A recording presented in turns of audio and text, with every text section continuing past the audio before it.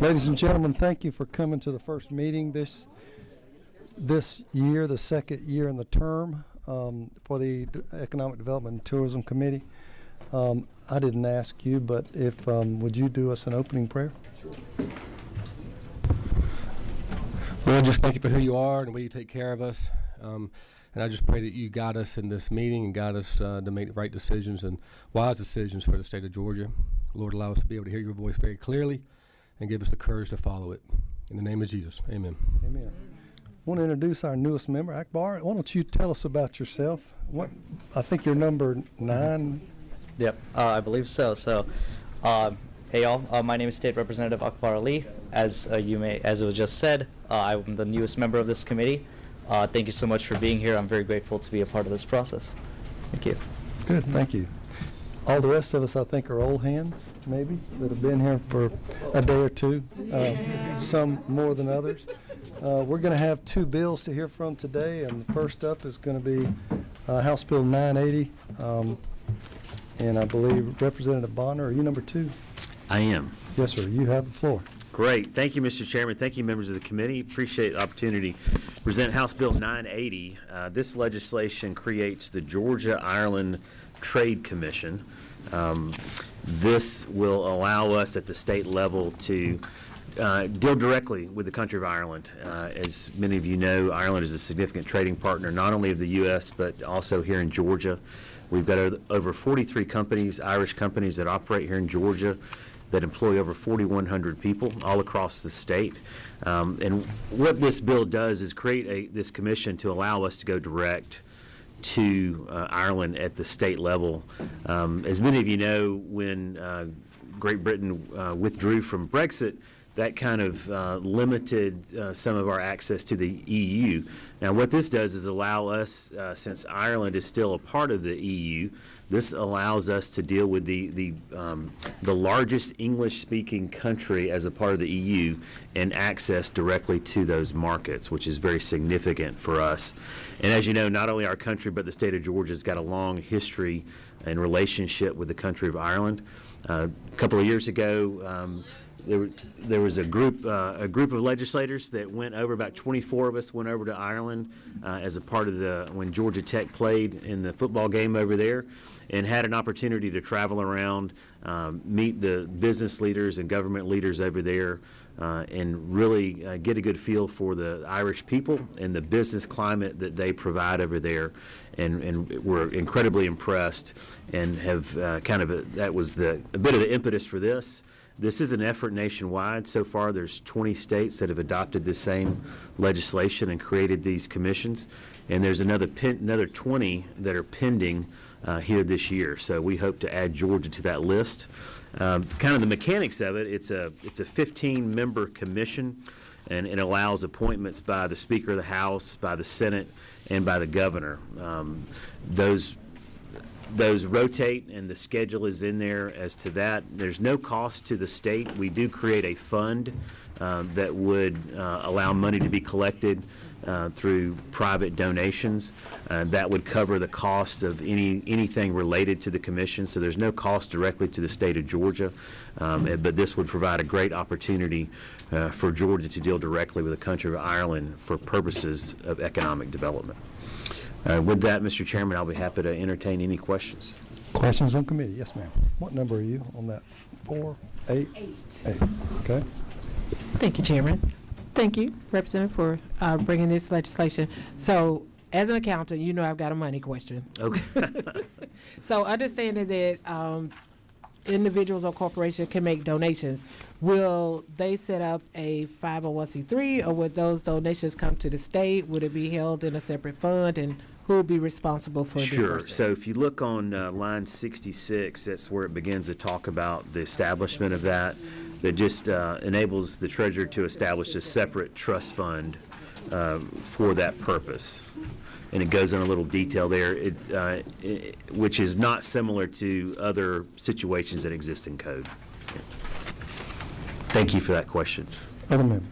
Yes, ma'am. Thank you, Mr. Chairman. And thank you to my colleague for bringing this bill. And I have to say that we definitely see the need for it, and I appreciate it. And the trip to Ireland was fantastic. And so I think we do need to have that partnership with them. So thank you for that. Absolutely. Thank you. There are questions. At the appropriate time. We're getting close. You did. As a Irishman myself, representing the Georgia Ports Authority, the fastest growing in the country, I will recognize you for that motion. Well, thank you. And my husband, before he passed away, told my children that they had Irish in their blood. So I feel, hey. So, so I'd like to move that we do pass House Bill 980 in LC 590190. We have a motion. Is there a second? Second. All those in favor of the motion, seconded by many, will say aye. Aye. All those opposed. Moves on to rules. Thank you so much, Hey, Representative Bonner. thank you. Second bill, and ladies and gentlemen, so that I think we've got a full house now. We're going to move on to the second bill with a hearing. This might look familiar to you. We may have some tweaks as we move along. We will have a meeting next week. I think Tyler Perry is going to supply us lunch next week. I apologize for, Tyler Perry Studio. Well, maybe we can get Tyler here. I don't know. But speaking of that, as we get through this next bill, we want to get through in time for those of you that are going down to the studio in Doraville, that you've got time to do that as well. Tourism is a pretty big deal, and it's tied directly to the film industry. So thank you to the Tyler Perry Studios and all they do.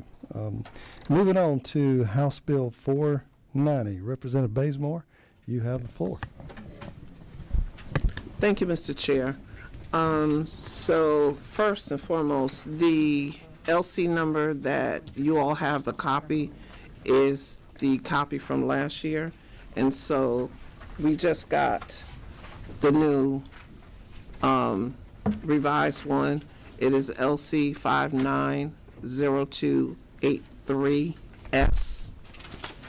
And copies are coming. So basically, what is changed in there is really the dates, because the dates were relevant to last year. So the dates were changed to reflect 2026. This bill, House Bill 490, is to amend Article 3 of Chapter 5 of Title 16 of the Official Code of Georgia, annotated relating to kidnapping, false imprisonment, and related offenses, so as to provide for a required human trafficking training program for hotels, to provide for definitions, to provide for retraining, to provide for penalties, to provide for related matters, to repeal conflicting laws, and for other purposes. And I don't know if you remember from last year what we discussed and why this bill was brought.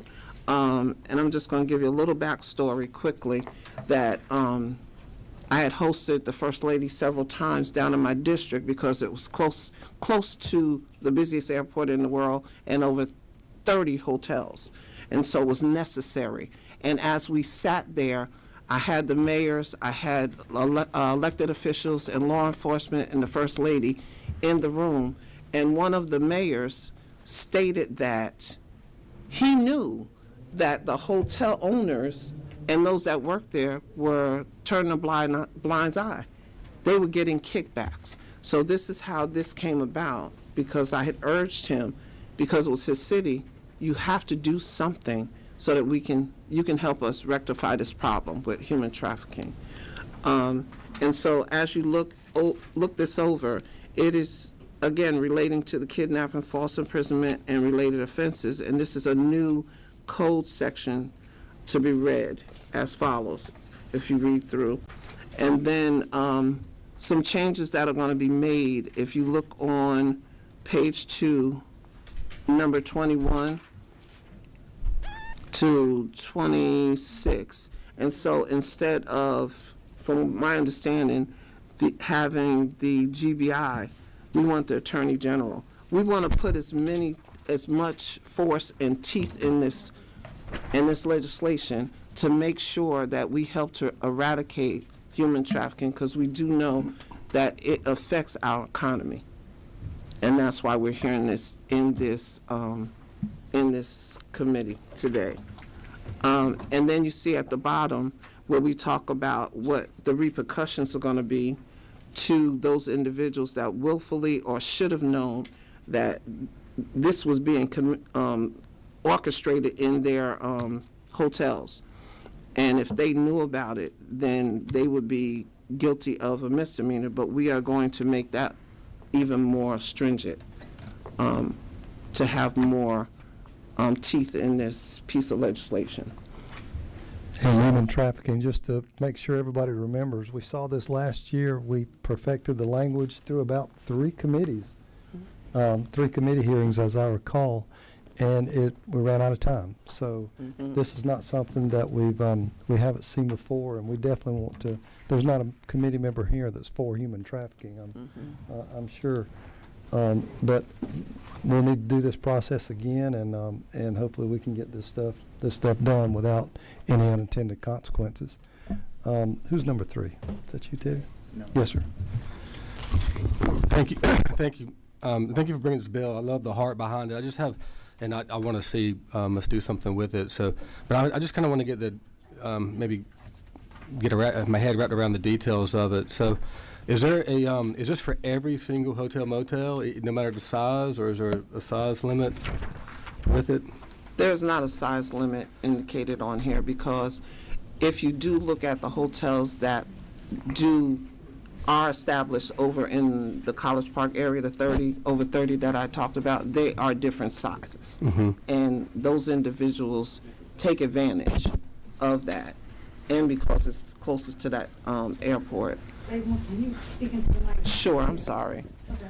And so I don't think size is necessary, because it comes in different sizes. And what I found out with working with the First Lady, it's in the rural areas, it's all over Georgia.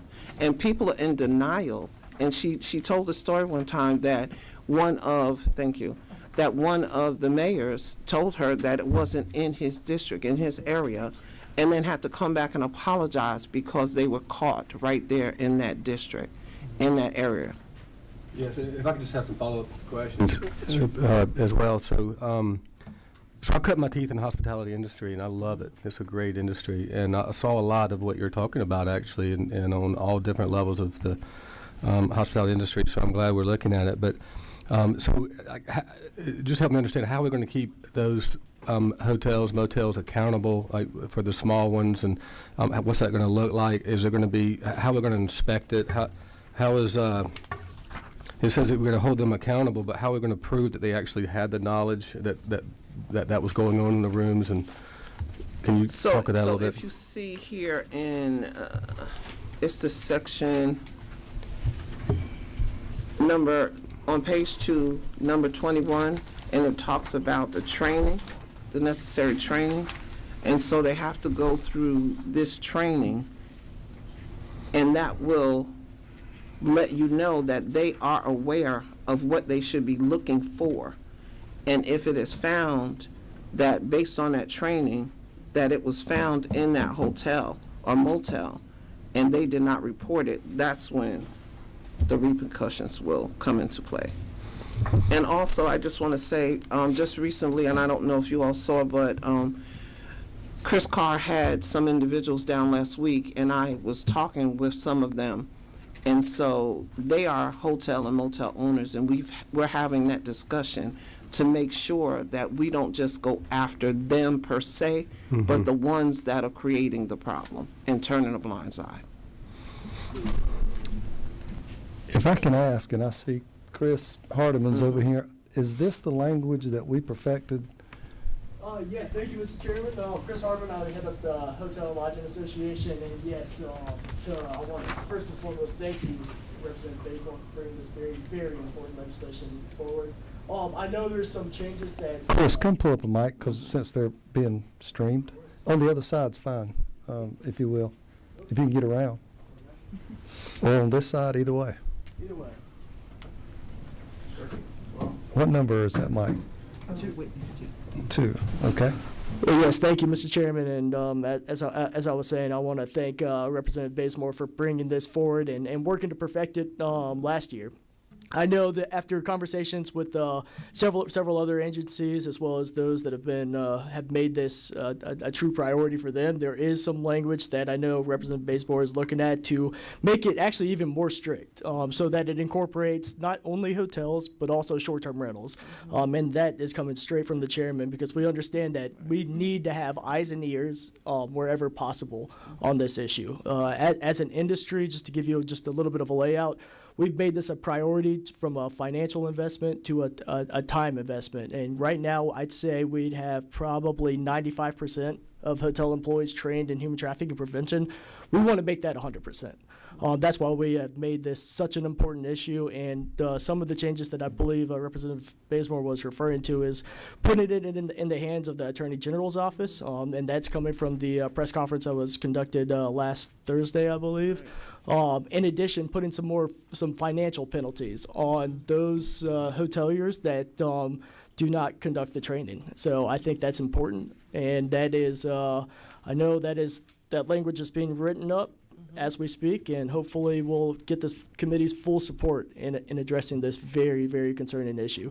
And most importantly, we want to make sure the world knows that there is no room for trafficking here in the state of Georgia, and that our industry is trained before the World Cup comes in June. That's right. So That's right.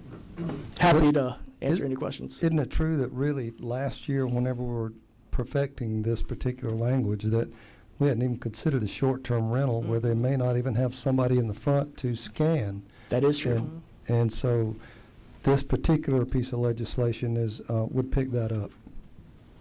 So which is essential. Even if there's not eyes there, the cleaning crew that comes in will be able to see signs to look out for. The owners that have eyes on the property will be able to look out for various signs. So we want to make sure that everyone is trained in human trafficking prevention. Keep that seat. Yes, ma'am. Thank you, Chairman. Thank you, Representative Bazemore, for this bill, and thank you, sir, for being here with us today. I was just thinking, so this is once they've hit the ground, right? This is once they've landed. I was just wondering if we've considered possibly including the airline industry in this bill. Training for flight attendants and those that serve to be more attentive and cognizant of possible trafficking. So I can say that over the years that we have been working with the airlines, especially Delta Airlines, and even the mayor of Atlanta. And so we've had some ideas also. And remember, we had the PSA that was running. And so I want to also resurrect that to a higher degree because we're going to have FIFA here. And so we need not just to listen to a recording say, if you see something, say something, but we need to captivate those individuals as they're walking through, that they recognize the voice and they stop and they listen to what's being said so that we can help to stop this. We talked about some other things that I can't reveal, ways that we would attack this issue at the airport. And the airport also has their own committee of sorts that's dealing with this issue. So we are we're collaborating. Thank you, Yes, ma'am. Chairman. I appreciate that, but I do think that it's really important for us to make sure that the airlines are, and not just Delta, because you've got United, you've got major airlines coming through, really important that they are informed and abreast of what the signs are to look for, and I know that some of that is ongoing, but I think if we put more of a stressor on it, it would be really beneficial, because it's rampant now. I agree and I appreciate it. Thank you. Ma'am. Thank you. Thank you, Chairman. Yes, ma'am. What numbers is your mic? 1. 1. Thank you, Mr. Chairman. Thank you, Representative Bazemore. I remember discussing this last session, and as FIFA approaches this is of paramount concern. I really like this bill because it deals with an issue that's not just urban or not just rural, but it's across the board, and I think that's something everything can agree upon. My question, and kudos on including short-term rentals. By definition, the short-term rentals, does that include Airbnbs? What's considered a short-term rental? Is that corporate rental? I'm sure the forthcoming language will clarify it. I'm just anticipating what would fall under the short-term rental umbrella. Because as we progress, which is why we're here, as we progress the law, they find a way to, Right. the traffickers find a way to slip around it. So I just wanted some more color, if you could provide it at this time around short-term rentals. Chris? Oh, Chris, thank you. Thank you, that is a phenomenal question. I think, yes, it would be Airbnb, those platforms, ensuring that they're held accountable, and that is thanks to your chairman who actually put that definition in the Georgia Code. By using the definition of innkeeper in Title 48, it incorporates all lodging businesses, short-term rentals, brick and mortar hotels, you name it. Yes, sir. Chairman? What, let's put number one. Yeah, number one. How about state parks, where you have all these, housing and all in state parks? Would that be covered? So that is, I guess that would be a question for the author of the legislation. I will say the definition of innkeeper in Title 48 does in some sense include campsites, RV parks, and those sort of things, but that is a phenomenal question. I will say also, through a recent announcement that actually came out 13 hours ago, IHG, your hometown brand here, Hyatt and Hilton, just created some new comprehensive training that they are making available for free in a partnership with us to all hospitality business professionals, whether it's hotels, whether it's airlines, or campground sites. So. And I believe that's in the bill already, too. It is. That the training is going to be free for anybody that's concerned about the state putting out the money. Number three? Yes, this could be in the bill already. Sorry. Okay. Yeah, sorry, this could be already in the bill. Is this on? Try again. That's what it is. Thank you. This could be already in the bill. There you go. Okay. Anyway, this could be already in the bill, and forgive me, I haven't read all the way through it, but so once they do the training and they've accomplished that, how do we know they did the training? Do they have to report that themselves, or do we, they have to turn it in at submission, and they have to list the names of the employees that took the training, or how does that look? So on the second page, on number 24, right now it says, the Georgia Bureau of Investigation shall approve or deny the use of any alternative online or in-person training course within 60 days. But it also talks about who has to take. I'm sorry, I think if I go up, the Criminal Justice Coordinating Council shall provide a training course on recognizing and reporting incidents of suspected human trafficking at no cost to the proprietors, owners, or operators, or employees of a hospital. Hotel, I'm sorry, I said hospital. I do that often. So they just have to self-report on the training, is that what it is? And if they don't do that, they get fined, They will, they get caught not self-reporting, they get... if you go down to 27, it says that once they complete the training, then for all of them, they have to complete it on or before July 1st, 2026, within 5 days of first becoming.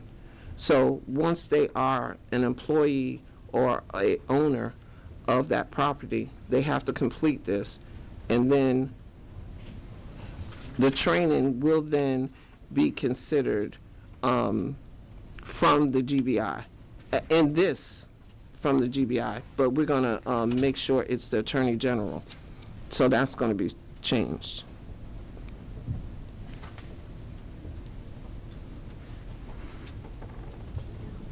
I think he's asking, is there a check on the reporting requirement? Once it's done, do they report back and say that it's done?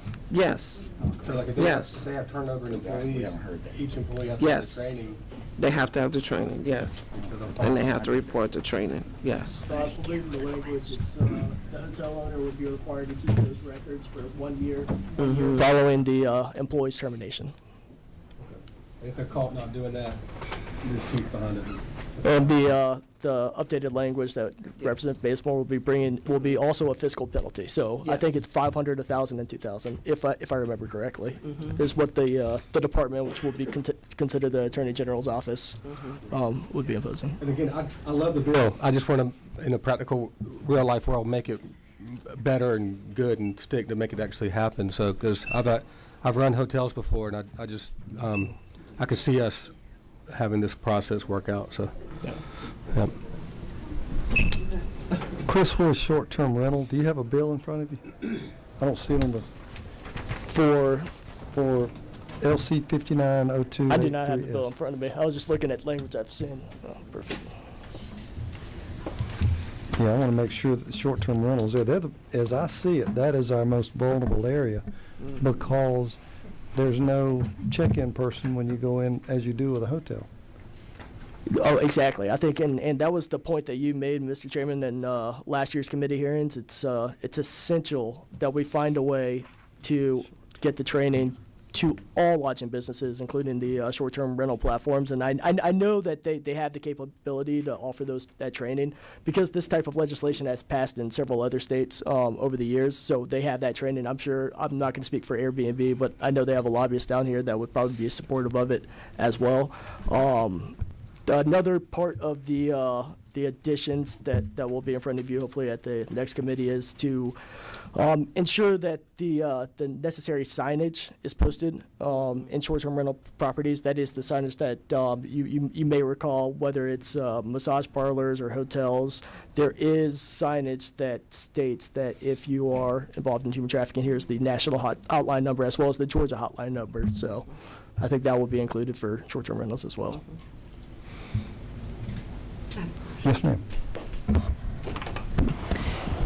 Thank you very much. I greatly appreciate it. I apologize for missing meetings from last year, but I want to be sure. Am I understanding that we are trying to mandate every person's like VRBO, Airbnb, that they will have to go through this training? They're going to be added to the list of individuals. So it will be mandated, if I own an Airbnb, I will have to go and take this training that you are setting up. Is that correct? Free of charge. Yes, that is correct. But it's mandated. Yes. Thank you. Other members?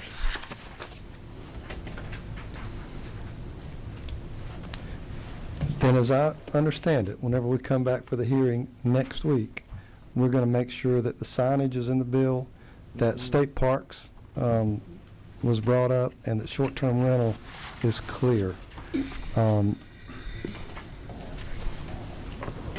Representative Franklin, was there anything else, since you were part of the industry for so long? Yeah, I just want to make sure. I just want to make sure that it's effective and that all the total areas are thought through completely, so that it does exactly do what you want it to do. So, and I'm just thinking through the industry. I mean, it's going to be, in my opinion, and I could be wrong, it could be the lower end, cheaper hotels that have more of an issue. So, to regulate those hotels is going to be very important.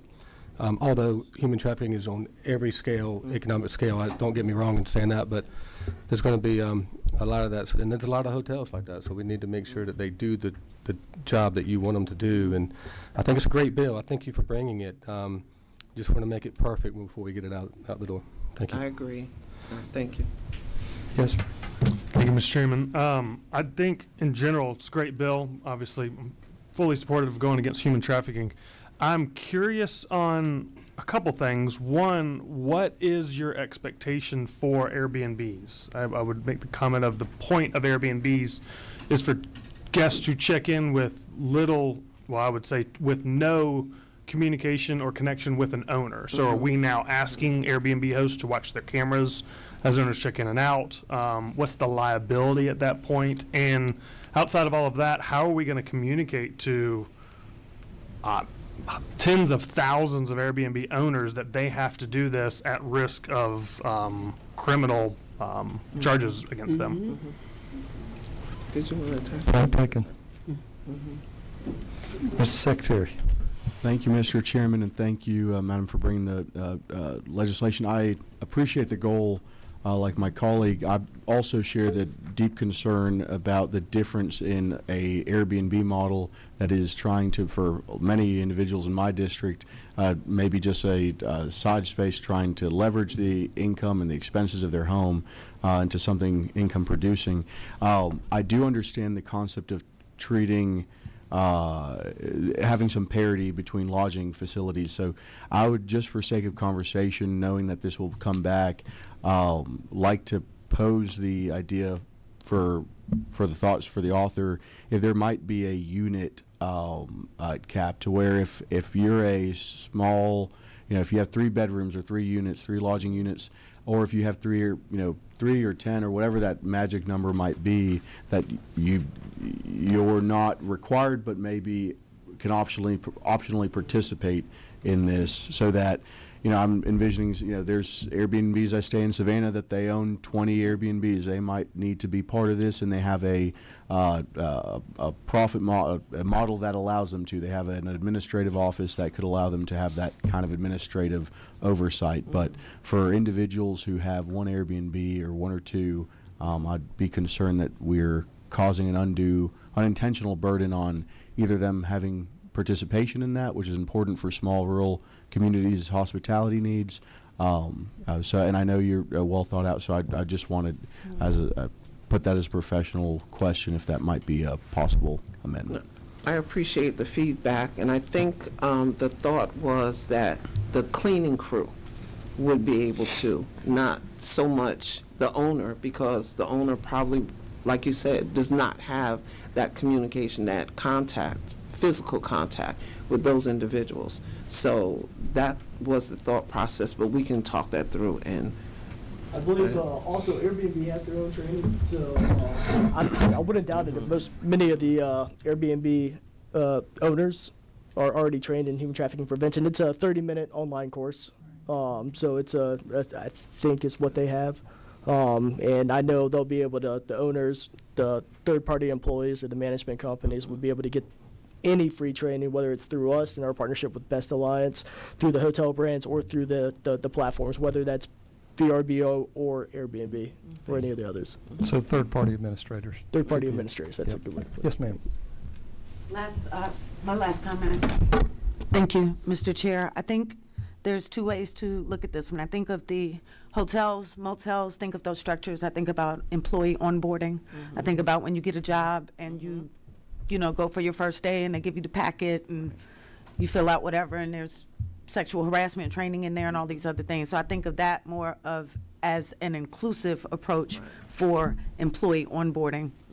And then with what you just specified, that's helpful for me, because perhaps what my colleague is alluding to, just to edify it a little bit, is in the event that there's already third-party training provided, like if you have to go through a training to have rental spaces, how does it work in that instance? Because I think the intent is awareness, and then not being able to deny that you've known something and that something has occurred without placing undue stress on the business owner. But in the event that there is third-party training available, maybe somewhere in the language that suffices as awareness if it's sex trafficking specific. I appreciate your feedback. Other members? Anyone else from the public want to address this particular bill?